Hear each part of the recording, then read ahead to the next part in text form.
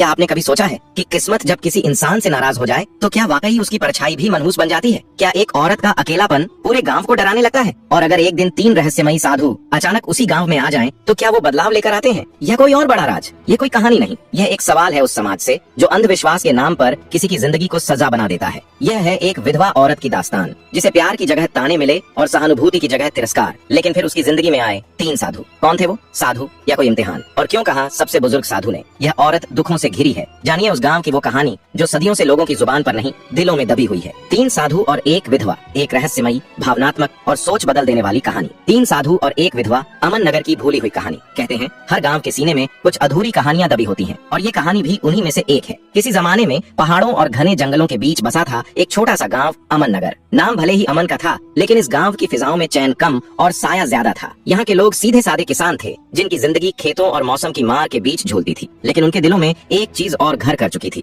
अंधविश्वास। इसी गांव के एक कोने में रहती थी रमीशा, एक जवान औरत जिसके माथे पर समय से पहले ही अकेलेपन की लकीरें उतर आई थीं। उसके शौहर अकरम, जो एक आम किसान थे, 3 साल पहले बीमारी के चलते दुनिया छोड़ गए थे, और उनके जाते ही रमीशा की जिंदगी जैसे ठहर गई थी। उसका छोटा सा घर जो कभी प्यार से गूंजता था, अब सन्नाटे से भरा रहता था। अकरम के रहते उसका जीवन भले साधारण था, मगर उसमें अपनापन था। लेकिन उनके जाने के बाद गांव की आंखों में रमीशा के लिए सिर्फ नफरत और शक बचा। किसी ने उसे मनहूस कहा, किसी ने अपशगुन। औरतें उसके पास बैठने से कतराती, मर्द उसे नीची नजरों से देखते, और बच्चों को सिखाया जाता कि उसके घर के आसपास भी मत जाना। हर सुबह जब रमीशा पानी भरने कुएं तक जाती, कानों में फुसफुसाहटें गूंजने लगती, देखो फिर आ गई ये अशुभ साया। वो सुनती, सहती, मगर कुछ कह न पाती। उन बातों के नुकीले शब्द उसके सीने को छलनी करते रहते। रातों का अकेलापन और गहरा होता गया। जब सारा गांव नींद में डूबा होता, रमीशा चुपचाप अपने आंगन में बैठकर आसमान ताकती। चांदनी में भी उसे अंधेरा ही नजर आता। वो अपनी टूटी सी झोपड़ी में अपने मरहूम शौहर की तस्वीर के सामने दिया जलाकर बैठ जाती और खुदा से पूछती, आखिर मैंने क्या गुनाह किया कि पूरी दुनिया मुझसे मुंह मोड़ गई? कई बार उसका मन हुआ कि सब छोड़ दे, कहीं दूर चली जाए, लेकिन जाए तो कहाँ? उसके अपने भी कब के उसे छोड़ चुके थे। माँ बाप अब इस दुनिया में नहीं थे,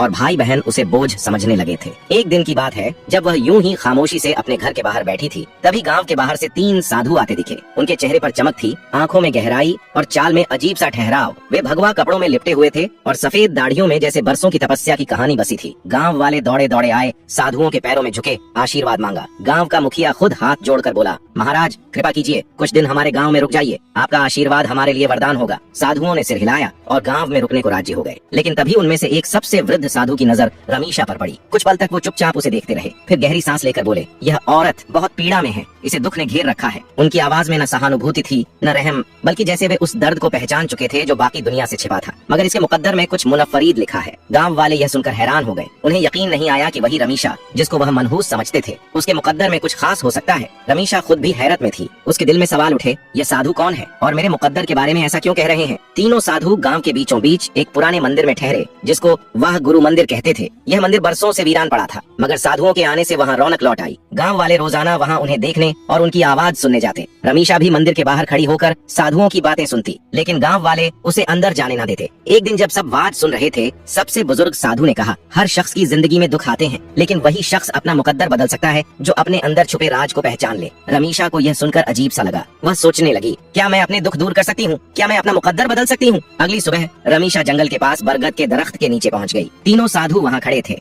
वे गहरे मुराकबे में डूबे हुए थे और उनके इर्द गिर्द एक अजीब सी खामोशी छाई थी। रमीशा ने हाथ जोड़कर सलाम किया और कहा, मैं आ गई हूँ महाराज, अब मुझे बताइए मेरा इम्तिहान क्या है? विद्यानंद ने आंखें खोली और बोले, बेटी यह दुनिया एक भ्रम है, जो इसे समझ लेता है वही अपना मुकद्दर बदल सकता है। लेकिन उससे पहले कि हम तुम्हें इल्म दें, तुम्हें अपना इम्तिहान देना होगा। अमलनंद ने कहा, हम तुम्हें इस जंगल में छोड़ रहे हैं, तुम्हें रात भर अकेले यहाँ रहना होगा। ये जंगल राजों से भरा है, यहाँ जंगली जानवर भी हैं और गैर मरई कौतें भी, लेकिन अगर तुमने अपना खौफ छोड़ दिया तो तुम पहला इम्तिहान पास कर जाओगी। रमीशा को यह सुनकर सदमा लगा। रात भर अकेले जंगल में? वो डर गई, लेकिन उसने अपने अंदर हिम्मत जमा की और कहा, मैं तैयार हूँ। तीनों साधु मुस्कुराए और बोले, हम कल सुबह सूरज निकलने के बाद यहाँ आएंगे, तब तक तुम्हें अकेले रहना होगा। इतना कहकर तीनों साधु जंगल के दूसरे किनारे की तरफ चले गए और रमीशा अकेली रह गई। शाम ढलते ही जंगल में अंधेरा छाने लगा। चारों तरफ अजीब सी आवाजें आने लगी। दूर किसी दरख्त पर उल्लू बोल रहा था, झाड़ियों से सरसराहट की आवाजें आ रही थीं। रमीशा ने अपने दिल को सहारा दिया और एक दरख्त के नीचे बैठ गई। लेकिन जैसे जैसे रात गहरी होती गई, खौफ बढ़ता गया। अचानक उसे लगा कि कोई साए उसकी तरफ बढ़ रहे हैं। उसका दिल जोर जोर से धड़कने लगा। क्या यह कोई जंगली जानवर है या कोई भूत? लेकिन तभी उसे साधुओं की बात याद आई, अगर तुमने अपना खौफ छोड़ दिया तो तुम पहला इम्तिहान पास कर जाओगी। जैसे ही सूरज की पहली किरण जंगल में पड़ी, रमीशा ने राहत की सांस ली। थोड़ी देर बाद तीनों साधु वहाँ पहुँचे और देखा कि रमीशा मुस्कुरा रही है। विद्यानंद बोले, बेटी तुमने अपना पहला इम्तिहान पास कर लिया, तुमने खौफ को जीत लिया, अब तुम्हारी जिंदगी में बड़ी तब्दीली आने वाली है। रमीशा की आंखों में उम्मीद की चमक थी। वह समझ गई थी कि खौफ सिर्फ हमारे दिल में होता है और जब हम उसका मुकाबला करते हैं तो वह खुद ही खत्म हो जाता है। जंगल में खौफ से भरी रात गुजारने के बाद रमीशा की आंखों में अब डर की जगह खुद एतमादी थी। जब सूरज की पहली किरण जंगल की शाखों से छनकर उसके चेहरे पर पड़ी तो उसने महसूस किया कि वह पहले से कहीं ज्यादा पुरसुकून और मजबूत हो चुकी है। तीनों साधु मुस्कुरा रहे थे। विद्यानंद बोले, बेटी तुमने पहला इम्तिहान पास कर लिया, अब तुम दूसरे इम्तिहान के लिए तैयार हो। रमीशा ने आजिजी से सिर झुकाया और कहा, मैं तैयार हूँ महाराज। तीनों साधु रमीशा को एक पहाड़ी पर बने पुराने मंदिर में ले गए, जिसे देव मंदिर कहते थे। ये मंदिर देखने में सादा था, लेकिन वहाँ एक अजीब सी तवानाई महसूस हो रही थी। जैसे ही रमीशा ने मंदिर के दरवाजे पर कदम रखा, उसे अपने जिस्म में एक हल्की सी कंपन महसूस हुई। तभी मुराकबानंद ने कहा, अब वक्त आ गया है कि हम तुम्हें अपनी असली हकीकत के बारे में बताएं। रमीशा हैरान हुई, आपकी असली हकीकत? विद्यानंद ने अपनी आंखें बंद की और अचानक उनके जिस्म से एक तेज रोशनी निकलने लगी। इसी तरह अमलनंद और मुराकबानंद भी रोशनी से जगमगाने लगे। कुछ ही लम्हों में उनके सामने आम इंसानों की बजाय 3 देवी सूरतें खड़ी थीं। वे देवता थे। रमीशा हैरत से देखती रह गई, वह कुछ बोल न सकी। अमलनंद बोले, हम आम साधु नहीं हैं बेटी, हम तीनों ब्रह्मा विष्णु और महेश के अवतार हैं और इस जमीन पर खास मकसद के लिए आए हैं। मुराकबानंद ने आगे कहा, हमें हुक्म मिला था कि हम किसी ऐसे शख्स का इम्तिहान लें जो सच्चे दिल से अपना मुकद्दर बदलना चाहता हो, और हमने तुम्हें चुना। रमीशा की आंखों में आंसू आ गए। उसे अब समझ आ रहा था कि ये साधु कोई आम इंसान नहीं थे। विद्यानंद ने कहा, तुमने खौफ पर फतह पा ली, लेकिन अब तुम्हें एक और इम्तिहान देना होगा, त्याग का इम्तिहान। रमीशा ने पूछा, मुझे क्या त्याग करना होगा? अमलनंद बोले, तुम्हें अपनी सबसे प्यारी चीज त्याग करनी होगी, वो चीज जिससे तुम्हारा सबसे ज्यादा लगाव है। रमीशा सोच में पड़ गई। उसके पास वैसे भी कुछ न था, लेकिन फिर उसे अपने शौहर की तस्वीर याद आई। अकरम की वफात के बाद वही एक चीज थी जिससे वह खुद को जोड़े रखती थी। जब भी वह उदास होती, उस तस्वीर को देखती और अपने शौहर को याद करती। उसने आहिस्ता से पूछा, क्या मुझे अपने शौहर की तस्वीर छोड़नी होगी? मुराकबानंद बोले, अगर वही तुम्हारी सबसे प्यारी चीज है तो हाँ, लेकिन याद रखो, सच्चा त्याग तब होता है जब वह दिल से किया जाए। अगर तुम इस इम्तिहान के लिए तैयार नहीं हो तो हम तुम्हें मजबूर नहीं करेंगे। रमीशा के दिल में कशमकश शुरू हो गई। क्या वह अपने शौहर की आखिरी निशानी छोड़ सकती है? उसने कुछ देर सोचा और फिर कहा, अगर मेरी जिंदगी बदलने के लिए यह जरूरी है तो मैं तैयार हूँ। तीनों साधु मुस्कुरा उठे। विद्यानंद ने कहा, तो जाओ और अपनी सबसे प्यारी चीज गाँव के तालाब में बहा दो। वहाँ एक पुरानी संदूक में वह तस्वीर रखी थी। उसने कांपते हाथों से उसे उठाया और तालाब की तरफ चल पड़ी। गाँव के कुछ लोग उसे यह करते देख रहे थे। वे आपस में बातें कर रहे थे, अब ये पागल हो गई है, अपने शौहर की तस्वीर क्यों फेंक रही है? लेकिन रमीशा ने उनकी बातों पर ध्यान न दिया। उसने आहिस्ता से तस्वीर को पानी में बहा दिया। जैसे ही तस्वीर पानी में डूबी, उसे लगा कि उसके दिल का सारा बोझ भी पानी में समा गया। अब वह हल्की फुल्की महसूस कर रही थी। दूसरा इम्तिहान कामयाब। जैसे ही वह वापस जंगल में पहुंची, तीनों साधु वहाँ खड़े थे। विद्यानंद बोले, बेटी तुमने त्याग का इम्तिहान भी पास कर लिया, अब तुम उस बंधन से आजाद हो चुकी हो जो तुम्हें मांझी से जोड़े रखता था। रमीशा को अब वाकई लगने लगा कि उसकी जिंदगी बदल रही है। मुराकबानंद बोले, अब तुम्हारा आखिरी और सबसे मुश्किल इम्तिहान बाकी है। रमीशा ने सिर झुका लिया, मैं तैयार हूँ महाराज। तीसरा और सबसे मुश्किल इम्तिहान। रमीशा ने खौफ और त्याग के इम्तिहान पास कर लिए थे। अब वह पहले से कहीं ज्यादा मजबूत और खुद एतमाद महसूस कर रही थी, लेकिन उसे नहीं पता था कि उसका सबसे मुश्किल इम्तिहान अभी बाकी था। तीनों साधु देव मंदिर के अंदर खड़े थे। जब रमीशा वहाँ पहुंची तो विद्यानंद ने संजीदा लहजे में कहा, बेटी अब तुम्हारे आखिरी इम्तिहान का वक्त आ गया है। रमीशा ने सिर झुकाकर कहा, मैं तैयार हूँ महाराज। मुराकबानंद बोले, यह इम्तिहान तुम्हारी रूह का इम्तिहान है। तुम्हें यह साबित करना होगा कि तुम सिर्फ अपने लिए नहीं बल्कि दूसरों के लिए भी जी सकती हो। रमीशा ने हैरत से पूछा, मुझे क्या करना होगा? अमलनंद ने कहा, गाँव में एक बुजुर्ग औरत रहती है जिसका कोई सहारा नहीं, वह भूखी और बीमार है। तुम्हें अपना सारा खाना और अपनी झोपड़ी उसे देनी होगी और फिर तुम्हें जंगल में जाकर 7 दिन तक बिना खाए पिए मुराकबा करना होगा। ये सुनकर रमीशा हैरान रह गई। अपना घर और खाना छोड़ दो और फिर 7 दिन बिना कुछ खाए पिए मुराकबा करो? यह इम्तिहान उसके पिछले तमाम इम्तिहानों से कहीं ज्यादा मुश्किल था। दिल की कशमकश। रमीशा के सामने उसकी झोपड़ी का मंजर आ गया। यह घर उसका आखिरी सहारा था। अगर उसने इसे छोड़ दिया तो वह कहाँ जाएगी? लेकिन फिर उसे साधुओं की बातें याद आईं। अगर तुमने यह इम्तिहान पास कर लिया तो तुम्हारी जिंदगी मुकम्मल तौर पर बदल जाएगी। रमीशा ने अपने अंदर झांका और फैसला किया, ठीक है महाराज, मैं यह करने के लिए तैयार हूँ। सब कुछ छोड़ना। रमीशा गाँव लौटी और अपनी झोपड़ी उस बुजुर्ग औरत को दे दी। उसने अपना बचा खुचा खाना भी उसे सौंप दिया। गाँव वाले यह देखकर हैरान थे, यह क्या कर रही है, अपना सब कुछ क्यों छोड़ रही है? लेकिन रमीशा ने किसी की बातों पर ध्यान न दिया। वह सीधा जंगल की तरफ बढ़ गई जहाँ उसे 7 दिन तक मुराकबा करना था। 7 दिन का मुश्किल मुराकबा पहला दिन गुजरा और रमीशा को शदीद भूख लगी, लेकिन उसने अपनी तवज्जो भटकने न दी। उसने अपनी आंखें बंद की और साधुओं के किए हुए मंत्रों का जाप करने लगी। दूसरे दिन उसे प्यास ने सताया, लेकिन उसने पानी की ख्वाहिश को भी तर्क कर दिया और मुराकबे में डूब गई। तीसरे दिन उसके जिस्म में कमजोरी आने लगी, लेकिन उसने हार ना मानी। चौथे दिन उसे लगा कि वह अब और बर्दाश्त नहीं कर सकती, लेकिन तभी उसे साधुओं की बात याद आई, सच्ची ताकत जिस्म में नहीं दिल में होती है। 5वें और 6ठे दिन वह मुकम्मल तौर पर मुराकबे में डूब गई। अब उसे भूख और प्यास का एहसास ही न रहा। 7वें दिन जब सूरज निकला तो कुछ गैर मामूली हुआ। रमीशा की रूह एक नई तवानाई से भर गई। उसे लगा जैसे वह कोई आम औरत नहीं रही बल्कि एक इलाही ताकत से जुड़ गई है। रमीशा का बदलाव जब 7वां दिन पूरा हुआ, तीनों साधु उसके सामने नमूदार हुए। विद्यानंद बोले, बेटी तुमने अपना आखिरी इम्तिहान भी पास कर लिया। अब तुम कोई आम बीवी नहीं हो बल्कि एक ताकतवर रूह बन चुकी हो। अमलनंद बोले, तुम न सिर्फ अपना मुकद्दर बदल सकती हो बल्कि दूसरों का भी मुकद्दर बदल सकती हो। मुराकबानंद ने अपने हाथ उठाए और कहा, हम तुम्हें आशीर्वाद देते हैं कि अब से तुम्हारी जिंदगी सुख सुकून और इज्जत से भरी होगी। रमीशा के इर्द गिर्द एक सुनहरी रोशनी फैल गई। उसने आंखें बंद कर लीं और जब खोली तो वह पहले से कहीं ज्यादा पुरसुकून, मजबूत और रोशन महसूस कर रही थी। गांव में वापसी और इज्जत। जब रमीशा गांव लौटी तो गांव वाले उसे देखकर दंग रह गए। अब वह कोई दुखी बीवी नहीं थी, उसके चेहरे पर इलाही नूर था, उसकी आंखों में खुद एतमादी थी। गांव वालों ने, जिन्होंने उसे पहले हकारत से देखा था, अब उसके पास आकर उसके पांव छूने लगे। वे कहने लगे, हमें माफ कर दो, हमने तुम्हारी तौहीन की थी, लेकिन अब हमें समझ आ गया कि तुम कोई आम औरत नहीं हो। रमीशा मुस्कुराई और बोली, सच्ची ताकत बाहर नहीं, हमारे अंदर होती है। जब हम अपने डर, अपने लगाव और अपनी अहम को तर्क कर देते हैं तो हम वाकई आजाद हो जाते हैं। रमीशा की गाँव वापसी के बाद अमन नगर के लोगों के दिल बदलने लगे थे। उसके चेहरे की रोशनी, उसकी बातों में सच्चाई और उसके किरदार की मजबूती ने सबको हैरान कर दिया था। लेकिन रमीशा के लिए यह सिर्फ एक नई शुरुआत थी। तीनों साधुओं के आशीर्वाद ने उसके अंदर एक ऐसी ताकत जगा दी थी जो अब सिर्फ उसकी अपनी जिंदगी तक महदूद नहीं थी। उसे समझ आ गया था कि उसकी असली ताकत दूसरों की मदद करने में है। एक सुबह जब रमीशा अपनी झोपड़ी के करीब बैठी थी, गांव के कुछ बच्चे उसके पास आकर बोले, रमीशा आंटी, आप हमें वो राज बताइए जिसने आपको इतना मजबूत बना दिया। रमीशा मुस्कुराई और बोली, राज कोई जादू नहीं बच्चों, ये बस अपने दिल को साफ रखने और दूसरों के लिए कुछ करने की बात है। रमीशा का मदरसा। बच्चों की मासूम आंखों ने रमीशा के दिल को छू लिया। उसने फैसला किया कि वह गांव के बच्चों को